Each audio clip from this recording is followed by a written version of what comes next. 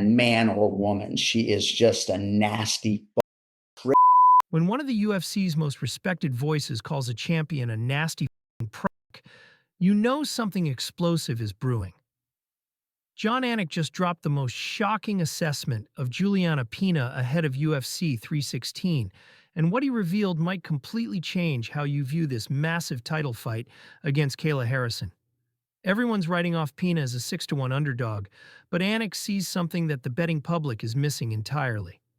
His brutal honesty about both fighters has exposed cracks in the narrative that could turn this co-main event into another historic upset. The Venezuelan vixen has done it before, and according to one of MMA's sharpest minds, she's perfectly positioned to shock the world again. But this goes way deeper than just another title defense. Behind the scenes, explosive steroid accusations are flying, Amanda Nunes is plotting her comeback, and the entire future of women's bantamweight division hangs in the balance. What Jon Anik really thinks about this fight will blow your mind. Jon Anik doesn't mince words when it comes to Jullianna Pena's fighting mentality, and his recent assessment was absolutely ruthless. After rewatching her legendary upset over Amanda Nunes at UFC 269, the veteran commentator laid out exactly why people keep underestimating the champion. Man or woman, she's just a nasty prick, Anik stated, drawing from conversations with Pena's head coach Rick Little. This isn't trash talk. It's a clinical breakdown of what makes champions different from pretenders. Anik identified the specific combination that makes Pena so dangerous: toughness, plus cardio, plus self-belief, plus just the desire to be in the trenches. The most telling part of Anik's analysis focused on Pena's mental approach during adversity. She's never looking for a way out. She's not looking to tap because the going gets tough. This psychological edge becomes absolutely crucial when facing someone with Kayla Harrison's credentials and physical advantages. What makes Anik's words so significant is his position in the sport. He's called some of the biggest upsets in UFC history, and he's seen fighters crack under pressure countless times. When someone with his experience singles out a fighter's mental toughness, it's worth paying attention to. The timing of these comments is particularly interesting. Anik specifically mentioned going back to watch the Nunes fight, suggesting he's using that historic performance as a template for what could happen at UFC 316. That upset didn't just shock the MMA world, it redefined what's possible in women's bantamweight competition. The parallels between UFC 269 and UFC 316 are absolutely chilling for anyone backing Kayla Harrison. 4 years ago, Amanda Nunes was the most dominant champion in UFC history, riding an 11-fight winning streak and looking completely unbeatable. The betting odds reflected that dominance, with Pena entering as a massive underdog that most experts dismissed entirely. Sound familiar? Harrison comes into this fight as one of the biggest betting favorites in recent title fight history, with her Olympic pedigree and perfect UFC record making her seem untouchable. The psychological element can't be ignored either. Pena has already proven she can handle the brightest lights and biggest moments in women's MMA. She's been in championship fights against the most intimidating opponents and found ways to win when everyone expected her to fold. Harrison, despite all her accomplishments, has never faced anything quite like this. Olympic competition is incredible, but it's different from the chaos and unpredictability of an MMA title fight. Pena has lived in that world and thrived in it, which gives her an edge that doesn't show up on highlight reels. While everyone focuses on Kayla Harrison's impressive credentials, Jon Anik has identified a critical vulnerability that could derail her entire title run before it even begins.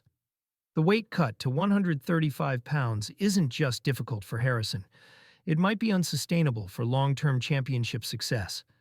Harrison has been brutally honest about the torture of cutting to bantamweight, having previously competed at lightweight in the PFL. This isn't just about fight week discomfort. It's about whether her body can handle this punishment repeatedly as a defending champion. The physical and mental toll of extreme weight cuts has ended careers and derailed title reigns throughout MMA history. Even more problematic is how this weight cut affects Harrison's natural fighting style. She's built like a lightweight, and forcing that frame down to bantamweight could compromise the very attributes that made her so dominant in the PFL. Power, strength, and cardio can all suffer when a fighter pushes their body beyond its natural limits. This vulnerability becomes even more dangerous against someone like Pena, who has proven she can push a pace and drag fights into deep waters where compromised conditioning becomes a major factor. The psychological warfare between Pena and Harrison has reached nuclear levels, with explosive accusations flying that go way beyond typical fight promotion. Pena hasn't just questioned Harrison's natural abilities. She's made direct claims about performance-enhancing drug use that have forced Harrison's entire team to respond. Of course, she at some point was on steroids, and hopefully she cycles off of them before June 7th. Pena stated boldly, adding that she wants Harrison to make the weight and piss clean.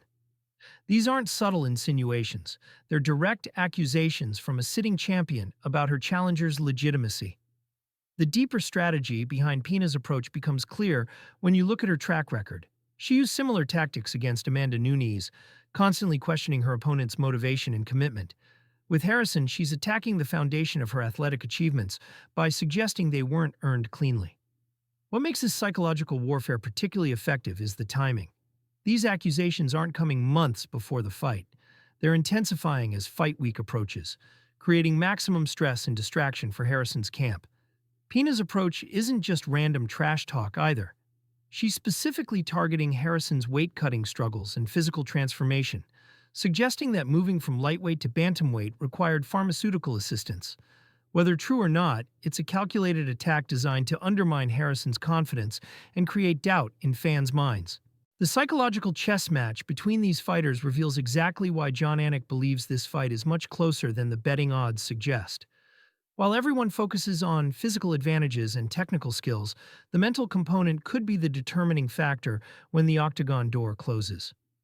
The experience factor heavily favors Pena in these mental battles. She's been through championship fights against intimidating opponents and found ways to impose her will when it mattered most. Harrison, despite all her accomplishments, has never faced anything quite like this level of psychological warfare combined with championship stakes. Anik's assessment of Pena's accuracy in those clutch moments against Nunes reveals something crucial about her mental approach. She doesn't fold under pressure. She finds ways to capitalize on the biggest opportunities when her opponents least expect it. The weight cut adds another psychological dimension that could favor Pena significantly. Harrison is dealing with physical stress that Pena doesn't face, and that type of prolonged discomfort can affect decision-making and emotional control when fights get chaotic. Perhaps most importantly, Pena has nothing to lose in terms of expectations. She's already exceeded every prediction by becoming champion twice, while Harrison carries the burden of being expected to dominate based on her credentials and betting odds. What Jon Anik's analysis really reveals is something most fans don't want to acknowledge. Championships aren't won on paper. His brutal assessment of Pena as a nasty wasn't an insult. It was recognition of the exact mentality required to succeed at the highest level of competition. The qualities that make someone an Olympic champion don't automatically translate to MMA success, and the skills that create MMA champions often can't be measured in traditional athletic metrics.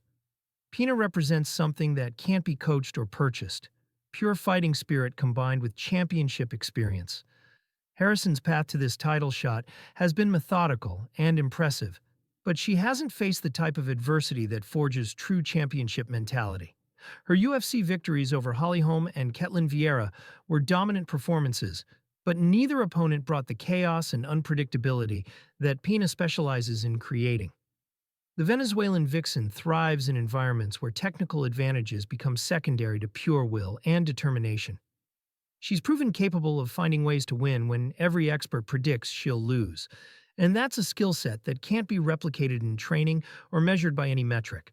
Anik's prediction that this fight is much closer than anyone realizes comes from understanding that championships change hands in moments, not over entire fights.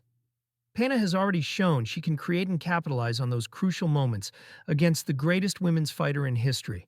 When that octagon door closes on June 7th, all the credentials and betting odds become irrelevant.